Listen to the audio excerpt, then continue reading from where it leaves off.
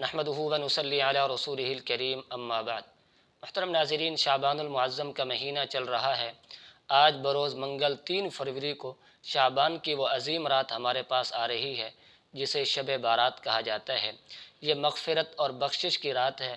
آپ علیہ الصلاۃ والسلام نے ارشاد فرمایا، جب اس رات کا سورج غروب ہوتا ہے اور اللہ رب العزت آسمان دنیا پر تشریف لاتے ہیں اور اللہ کی طرف سے اعلانات کیے جاتے ہیں، حل من مستغفر فاغفر له، کہ ہے کوئی بخشش مانگنے والا، میں رب اس کو بخشش عطا کروں۔ تو اس رات کو ہم نے جاگ کر گزارنا ہے، عبادات، ذکر و اذکار کے اندر گزارنا ہے۔ تو جہاں ہم نے دیگر عبادات کرنی ہے اس رات کے اندر، وہاں 5 کام ہم نے ضروری کرنے ہیں جو آپ علیہ الصلاۃ والسلام بھی کیا کرتے تھے۔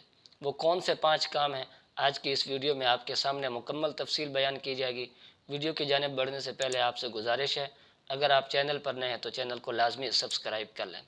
محترم ناظرین، سب سے پہلا کام ہم نے استغفار کرنا ہے، اپنے گناہوں کی بخشش مانگنی ہے اللہ رب العزت سے۔ اللہ فرماتے ہیں وَاسْتَغْفِرُوا رَبَّكُمْ إِنَّهُ كَانَ غَفَّارًا، تم اپنے رب سے بخشش مانگ کر تو دیکھو، تمہارا رب بہت زیادہ بخشنے والا، رحم کرنے والا ہے۔ تو اس رات میں جتنا ہو سکے استغفار کرنا ہے۔ اور جناب نبی کریم صلی اللہ علیہ وسلم سے روایت ہے مسلم شریف کے اندر، ان رسول اللہ صلی اللہ علیہ وسلم قال انہ لیغان علی قلبی، آپ صلی اللہ علیہ وسلم فرماتے ہیں جب میرے دل پر غبار چھا جاتا ہے، وانی لاستغفر اللہ فی اليوم، تو میں اللہ سے دن میں استغفار کرتا ہوں، کتنی مرتبہ؟ 100 مرۃ، 100 مرتبہ، جتنا ہو سکے استغفار کرنے، بگر نہ اتنا تو کر سکتے ہیں جتنا آپ صلی اللہ علیہ وسلم کیا کرتے تھے۔ ایک دن میں 100 مرتبہ استغفار کریں اللہ رب العزت سے۔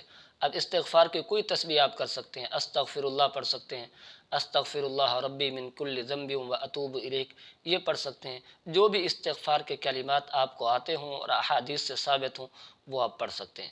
دوسرا کام ہم نے کرنا ہے، فرض نماز کے ساتھ ساتھ نفل نماز کا اہتمام کرنا ہے۔ جتنا ہو سکے اس رات کے اندر نوافل پڑھیں، صلاۃ الحاجت، صلاۃ التسبیح، کوئی بھی نوافل ہیں جو ہم اس رات کے اندر ادا کر سکتے ہیں۔ اور بہتر طریقہ یہ ہے کہ رات کے آخری حصے میں تہجد کی نماز پڑھ لیں، اس لیے کہ آپ علیہ الصلاۃ والسلام سے روایت ہے بخاری شریف کے اندر، افضل الصلاۃ بعد الفریضۃ صلاۃ اللیل، کہ فرض نماز کے بعد سب سے افضل ترین نماز جو ہے وہ رات کی نماز ہے، یعنی تہجد کی نماز ہے۔ تو ہمیں تہجد کی نماز کا بھی اہتمام کرنا چاہیے۔ اور تیسرے نمبر پر ہم نے دعاؤں کی کثرت کرنی ہے۔ عبادات کے ساتھ ساتھ دعائیں بھی اللہ سے مانگنی ہے، گڑ گڑانا ہے۔ آپ علیہ الصلاۃ والسلام نے فرمایا الدعاء مخ العبادہ، دعا عبادت کا مغز ہے۔ جس طرح انسان کے جسم کے اندر مغز کو اہم کردار حاصل ہے، اسی طریقے پر عبادات کے اندر دعا کو بھی اہم کردار حاصل ہے۔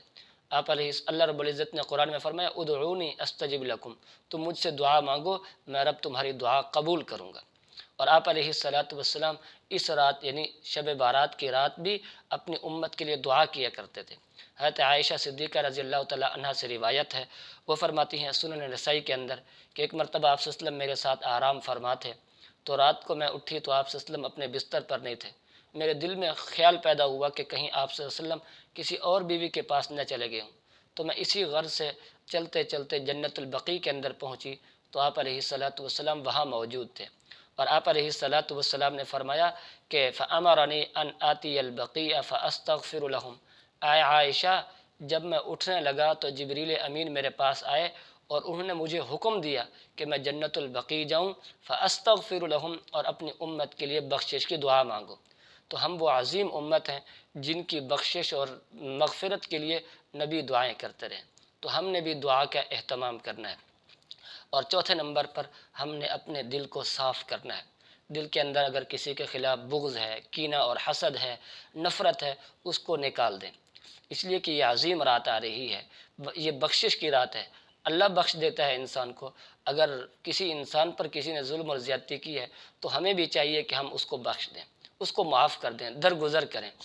اور دل کو صاف نہ کرنے والے کی بخشش اس رات کے اندر نہیں ہوتی۔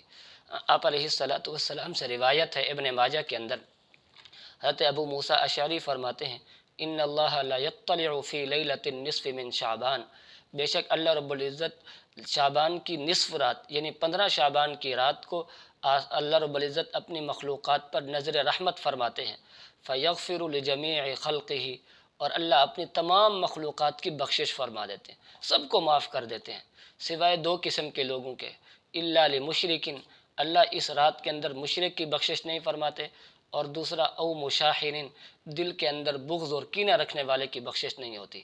تو اس لیے اگر ہم چاہتے ہیں کہ ہمیں اس رات کے اندر بخشش نصیب ہو جائے، ہم بخشش سے محروم نہ ہو جائیں، تو اگر ہمارے دل کے اندر کسی کے خلاف بغض اور کینہ ہے، پھر وہ چاہے کوئی بھی فرد ہو، گھر کا فرد ہے، رشتہ داروں میں سے کوئی ہے، قوم قبیلے میں سے کوئی ہے، تعلق والوں میں سے کوئی ہے، اس کے دل میں اگر ہمارے دل میں اس کے خلاف بغض ہے، کینہ اور حسد ہے، سب کو نکال کر باہر پھینک دیں تاکہ اس رات کی بخشش سے محروم نہ ہو جائیں۔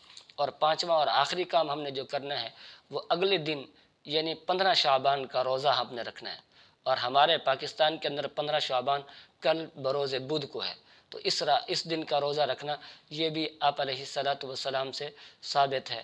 حضرت علی المرتضیٰ رضی اللہ تعالیٰ عنہ فرماتے ہیں قوموا لیلہا وصوموا نہارہا، کہ شعبان کی رات میں قیام کیا کرو، عبادات کیا کرو، اور شعبان کے 15 دن کا روزہ رکھا کرو۔ تو یہ روزہ رکھنا آپ علیہ الصلاۃ والسلام سے ثابت ہے۔ تو یہ 5 اعمال، استغفار کرنا ہے، نفل نماز پڑھنی ہے، اور اسی طریقے پر دعا کرنی ہے، دل کو صاف کرنا ہے، اور شعبان کا روزہ رکھنا ہے۔ آپ علیہ الصلاۃ والسلام، حضرت عائشہ صدیقہ رضی اللہ تعالیٰ عنہ فرماتے ہیں کان یصوم شعبان الا قلیلا، آپ علیہ الصلاۃ والسلام رمضان کے بعد سب سے زیادہ کثرت کے ساتھ اگر روزے رکھا کرتے تھے تو وہ شعبان کے روزے رکھا کرتے تھے۔ تو اس لیے ہمیں روزہ بھی رکھنا چاہیے، اس لیے کہ آج دن بڑے سخت نہیں ہیں، اس لیے کہ سردیوں کے دن ہیں، مختصر سے دن ہیں، اتنا پیاس بھی نہیں لگتی، بھوک بھی نہیں لگتی، تو اس کا ہم نے فائدہ اٹھا کر ہمیں روزہ رکھنا چاہیے۔ اللہ رب العزت ہمیں عمل کرنے کی توفیق نصیب فرمائے۔